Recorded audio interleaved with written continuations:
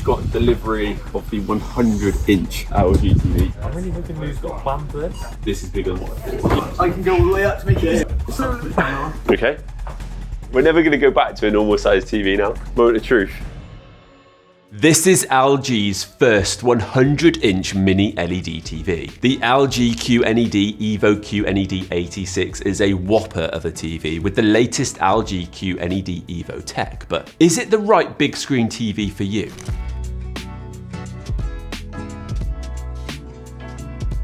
No, we need you for literally a couple of seconds. Come stand in the middle actually of the box. Oh, it's more on this side. This is absolutely massive. Okay, should we go for it? Yep. Here it is. Moment of truth. Look at it. I mean, literally no bezel whatsoever. No. You are getting 100 inches of real estate there. Yeah. Yeah, this is their cinema design, isn't it? So it's like an ultra thin bezel. Okay, yeah, now we need to lift it. Lovely. That is the heaviest TV I think we have ever had on this channel. Yeah, definitely. Okay guys, so just for context as to how big this TV is in this space, I've just brought over an LG 65-inch, and as you can see, it is being absolutely dwarfed. How are we ever going to go back from this? Now, before we get into it, a huge shout out to LG for sending us this TV. But as always, any thoughts that we share in this video are our own. Now, this isn't just LG's first 100-inch QNED TV. The QNED86 marks the entry point into their QNED evo lineup. It's also the first time evo branding has been used on a mini LED, previously reserved for LG's top-tier OLEDs. But essentially, it's LG's way of saying, hey, this is one of our top mini LED TVs. And it's not just marketing talk.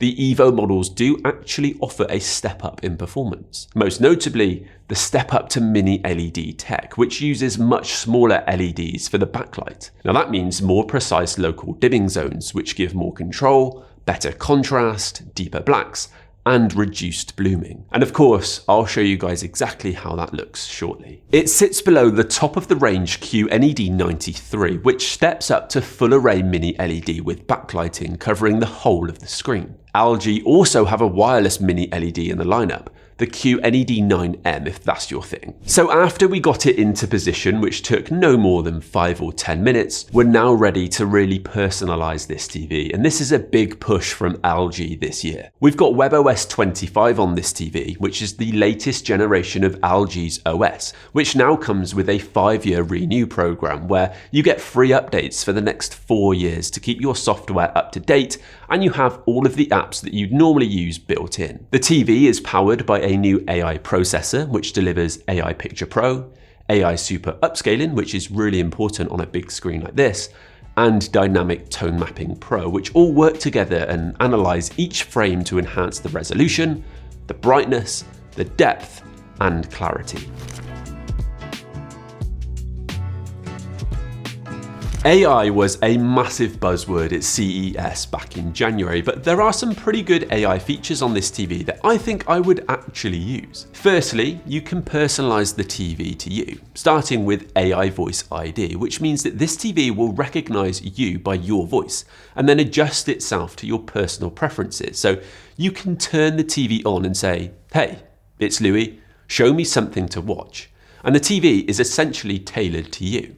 AI Concierge here is basically an inbuilt AI assistant which suggests content it thinks you'll like. AI Search can also find content you want to watch. I'm trying to find the film with Tom Cruise in where he's a spy. And then when you're watching a film, you can ask, I recognize that guy. What else has he been in?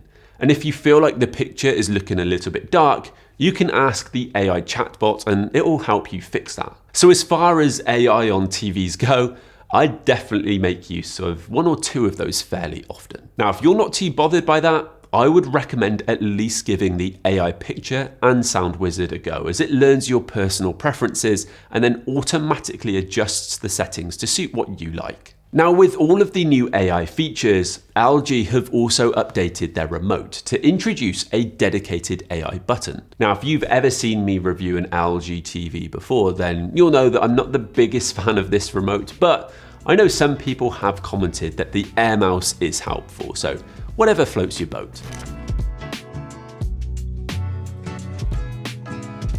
Okay, so how does this TV actually stack up when it comes to picture quality? Well, it's ticking a lot of boxes, including Dolby Vision, HDR10 Pro, and it has a new ambient filmmaker mode. Now, if you're not familiar, Filmmaker mode is the picture mode on LG TVs, which most accurately represents how the director intended. New for this year, it now adapts to the ambient lighting for the best performance for your space and lighting. We've lived with this TV for a few weeks now, and first things first, you are definitely going to want to make sure that you can sit a good distance away from the screen for the best experience. I'd say that you wouldn't want to be any less than 3 meters away, as the closer you get, the more it will amplify any imperfections that you wouldn't normally see on a smaller screen. As a mini LED TV, I was expecting strong brightness, and I am definitely not disappointed. We're filming right here in our darker studio, but even so, this TV is seriously bright. Bright highlights, high overall screen brightness, and vibrant color brightness too. And it crucially doesn't feel like brightness for the sake of it. It preserves pretty good details in the bright areas and strikes a nice balance with decent black levels and contrast. Now, one of the typical risks with mini LED is blooming, that halo effect that you sometimes see around bright objects on a dark background. Now, we've stress tested the QNED86 for blooming, and overall, it holds up well. Here's a good example. A bright flower on a black background. You'll see that there's minimal haloing, which shows that the precision dimming is working really well. You can actually see the difference it makes if I toggle it off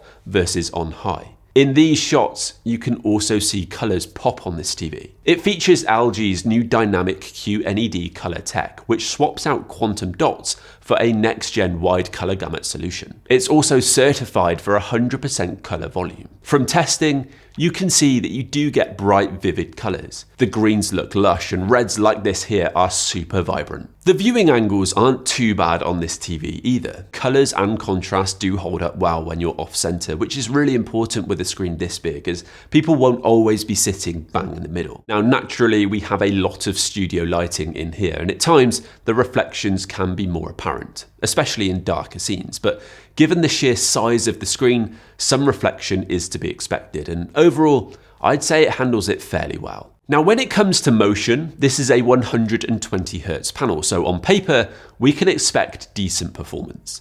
Now, out of the box, the motion didn't feel quite as smooth as some other TVs that we've tested, and there was a bit of stutter in fast-paced scenes. Of course, motion is a subjective thing, and I know some people are keen to avoid that over-smoothed soap opera effect. I played around with the settings, and under true motion, you have a number of options with varying levels of processing. For me personally, cinematic movement offered a good middle ground, reducing motion blur without introducing flicker or an overly smoothed look. On the whole, if you're a fan of the bright, punchy images, then this QNED evo with mini LED is a bold TV that would perform well in almost any space. If you're planning on sitting down for critical viewing, then it's not going to offer the top tier performance that you get with the flagship QNED93, but it does offer a very solid performance for most content. Of course, the super-size 100-inch screen is one of the most impressive things about the viewing experience with this particular TV, and to be honest, I have absolutely loved the viewing experience when you get a screen this big.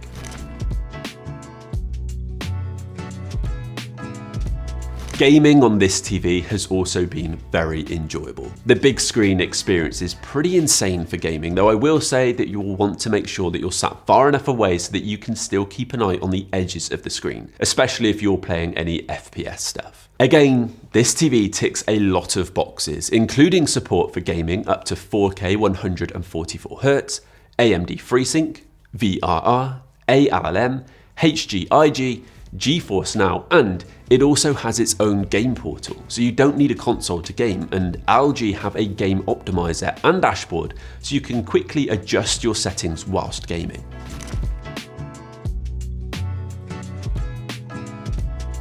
In terms of sound performance, the first thing that I noticed was just how well it can throw sound out to the room given the physical size of this TV. It has a 2.2 channel system built in with a 40-watt output and generally gives a decent sound performance. But LG have also sent us their flagship US95T soundbar system to test out with this TV, which comes with a soundbar, subwoofer and rears. And if you're leveling up to this kind of big screen experience, it really does feel like you need a sound performance to match. LG have something called Wow Orchestra, which means that the TV and the soundbar will work together, so you're using all of the speakers that you have available. There's also Wow Interface, which lets you control your system via your TV, which is handy for checking if the soundbar is connected properly. Now, naturally, the combination of the full surround sound setup and mega 100-inch screen gives a super immersive experience. I can imagine most of you looking for a cinematic viewing experience will